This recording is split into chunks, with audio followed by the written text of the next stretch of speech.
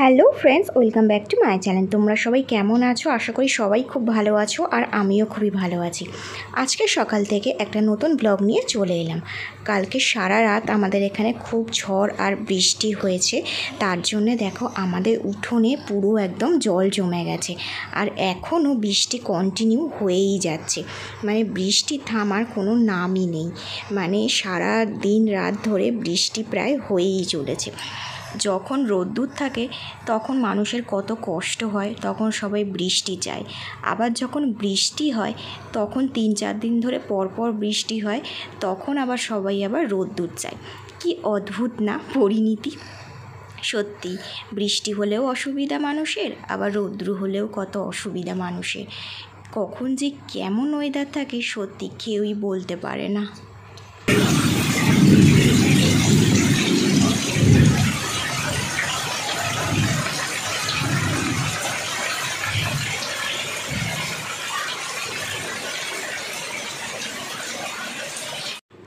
বাইরে তো খুব জোরে জোরে বৃষ্টি হচ্ছে, আর আমাদের ঘরে চলছে রান্না বান্না।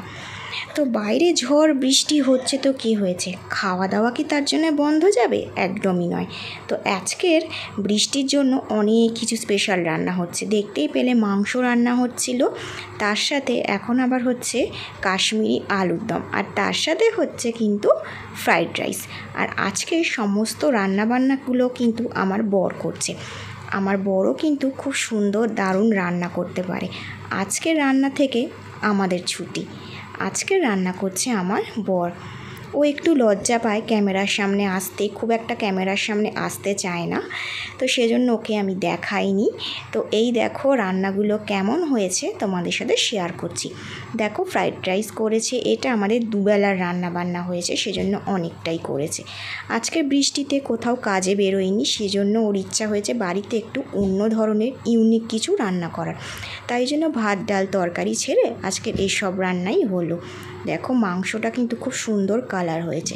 আর ফ্রিজে একটুখানি আমসত্ত্ব খেজুরের চাটনি ছিল, সেটা আমি বের করে রেখেছি, শেষ পাতে খাওয়া হবে। তো আকাশ কিন্তু এখনও মেঘলা করে রয়েছে, আর বৃষ্টি কিন্তু কন্টিনিউ হয়েই যাচ্ছে।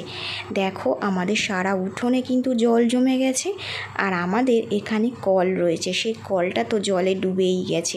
আজকের তো মনে হয় খাবার জল নেওয়াই যাবে না, বাইরের রাস্তার কল থেকে মনে হয় জল নিয়ে আসতে হবে। কতটা অসুবিধা! বৃষ্টি তো থামার নামই করছে না। কালকে সারা রাত বৃষ্টি হয়েছে, আর আজকেও যদি কন্টিনিউ বৃষ্টি হতে থাকে তাহলে মনে হয় আমাদের ঘরে জলই ঢুকে যাবে। দেখো সিঁড়ির কাছটা পুরো ডুবেই রয়েছে, আর এইদিকে একটা ঘর রয়েছে, সেই ঘরে কিন্তু অলরেডি জল ঢুকে গেছে। তো সেই ঘরটায় কেউ থাকে না, জিনিসপত্র শুধু টুকটাক জিনিসপত্র থাকে, সেই জিনিসপত্রগুলো সব ওপর দিকে তুলে রেখেছি। আর এই দেখো নিচের পাথরগুলো সব ডুবেই গেছে, আর একটু বৃষ্টি হলে সিঁড়িটাও ডুবে যাবে, আর ঘরেও মনে হচ্ছে জল ঢুকে যাবে। কি হবে জানি না, তবে ঠান্ডা ঠান্ডা ওয়েদার রয়েছে, খুব ভালোই লাগছে। ভিজতে ইচ্ছা করছিল কিন্তু ভিজলাম না, যদি আবার শরীর খারাপ হয় সেই জন্যে ভিজলাম না। হাতটা নিয়েই একটু ভিজছিলাম, বেশ ভালো লাগছিল, ঠান্ডা ওয়েদার ছিল তো খুব ভালো লাগছিল। অনেক দিন পরে রোদ্দুর ওঠার পর বৃষ্টি এসছে তো খুব ভালো লাগলো।